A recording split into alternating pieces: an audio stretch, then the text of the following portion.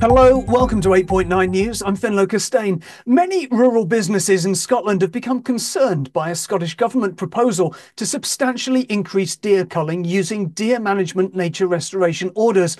The issue has become increasingly divisive, and now deer management industry groups are working together, trying to find a more collaborative approach. I spoke to Tom Turnbull, chair of the Association of Deer Management Groups, and I asked him what's wrong with the Scottish Government proposal. I think the proposals for deer management nature restoration orders in particular provide quite a lot of concern for the industry and the people managing deer on the ground.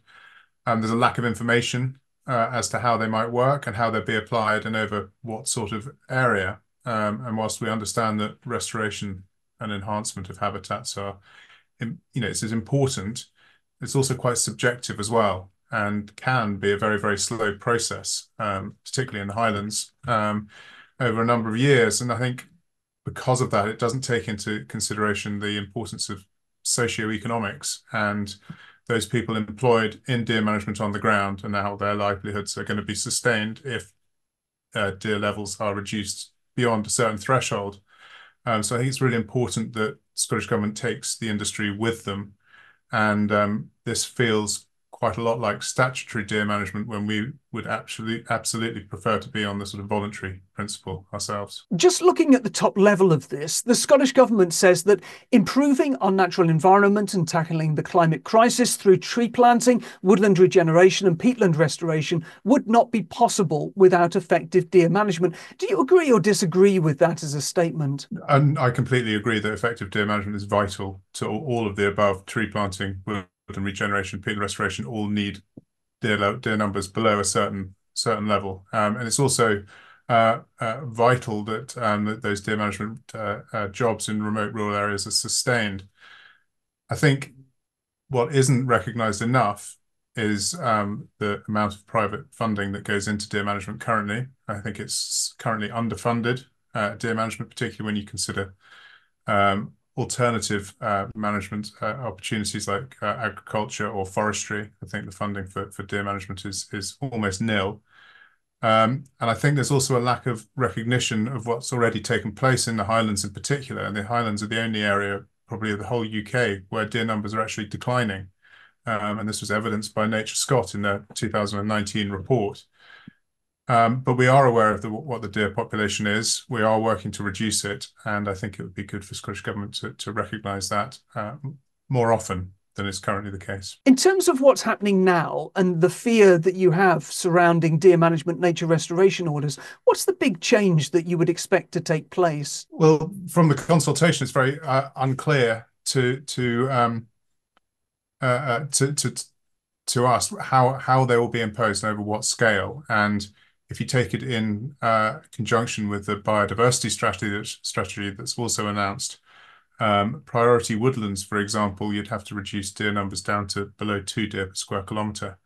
And that could have significant impacts for a lot of rural businesses. Whilst we understand it's important to protect trees, and we're very much in favour of that, there's a whole suite of things that should be considered, not just shooting deer, but other things as well. So is the fear about a blanket approach that fails to take account of local circumstances? I think it's absolutely vital that you look at the nuances of the landscape that you're working in. What works in the Highlands is not going to necessarily work in the lowlands, and even within the Highlands, what might work on the west coast is not going to necessarily work in the Angus Glens.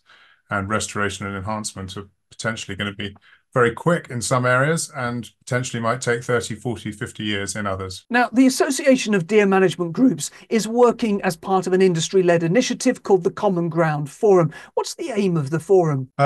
Historically, the deer management sector has been there's been a lot of views, a lot of strongly held views and a lot of opposing views. And the Common Ground Forum is a network of individuals who are from across Scotland's largely upland deer management sector.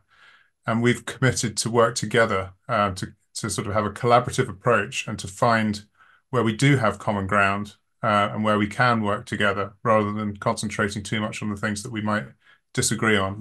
Let's work together where we can is the plan. Now, your association, along with other key stakeholders, recently called on the Scottish Government to introduce a venison subsidy. And it seems that in this regard, at least, the government has listened and agreed to a national rollout of the Kangors deer pilot scheme.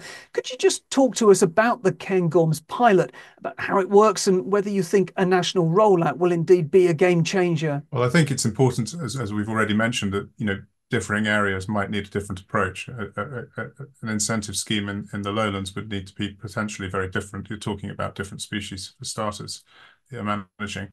But in the Cairngorms, I think that the cull is the incentive is based on your 3-year average hind cull. So it's based on the female cull, which is all important.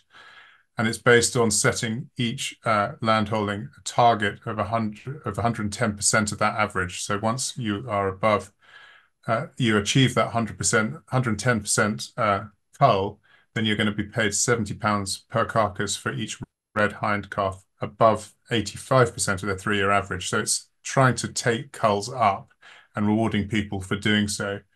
And I think the receipts will be collected by the game dealers. So there'll be the game dealers will be keeping tabs on carcasses, so you know exactly what's being taken. But I think it should be promoted, and I think there is conversation of other schemes, one in the lowlands and one potentially for seeker deer, which seem to be increasing in parts of the highlands as well. And why is a subsidy important in the first place? Well, in the uplands and in the lowlands, deer management's undertaken at a loss.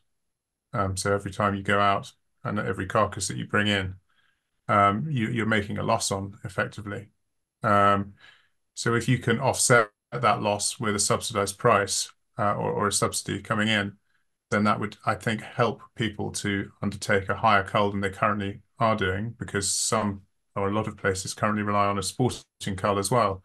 And I think it would also allay some of the fears in the industry that people have for deer management jobs as well. If there is some funding coming in to offset any losses that might be coming on down the line in the sort of sporting sector as well. Now, because the issue of deer management has become so divisive, what do you think needs to happen next? Is it Scottish Government's responsibility to take some of the heat out of the situation? I think it's I think actually, because of the Common Ground Forum, actually there's probably less heat in the industry than there has been for some time.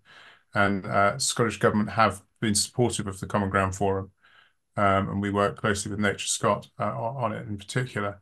I think my fear is with the introduction of deer management nature restoration orders, we could see a lot of the heat coming back into the discussion, and just at a time when, in many ways, we're getting on better as an industry than we ever have before. Heavy-handed implementation of legislation by Scottish Government may well bring in heat at a time when we're actually starting to really achieve things in the deer management sector. So at this stage, you want the government to demonstrate that it's listened and to come back with a solution that's genuinely workable? I think it has to be. I think it has to be workable. It has to be relatively straightforward for people to enter into. And I think it needs to be flexible across Scotland as to how it's introduced and for what species and for what sort of landscape they're looking at. It cannot be a one-size-fits-all approach. That was Tom Turnbull, Chair of the Association of Deer Management Groups. More news on our website, 8.9.com. That's all for now. We're back soon. Thanks for watching.